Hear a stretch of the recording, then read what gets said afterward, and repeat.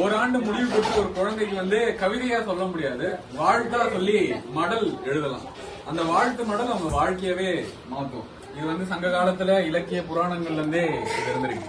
சரி, அதனால இன்னைக்கு வந்து நிறைய வாழ்த்து நிறைய பரிசு வரும்.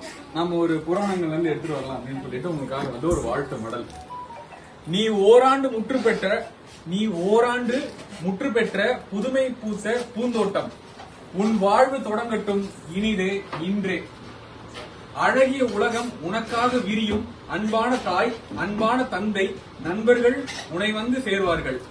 இயற்கையை நேசிக்கும் இதயம் உனக்குள் முளைக்கும், இலைக்கும் மலருக்கும் மழைக்கும் உன்னை ரசிகனாக ரசிக்கும் பழக்கம் இருக்கும். படிப்பில் சிறக்கும் பள்ளி நாட்கள், பாடும் பறவையாய் பறக்கும் கல்லூரி நாட்கள் உன் வாழ்க்கையை வந்து சேரும். உன் வாழ்க்கையை நேசிக்கும் காதல் உனக்குள் இனி பிறக்கும். இருப்பதெல்லாம் இனிமையாகி இன்பமாய் உன்னை சுற்றி மகிழ்ச்சி விரியும். அன்புடன்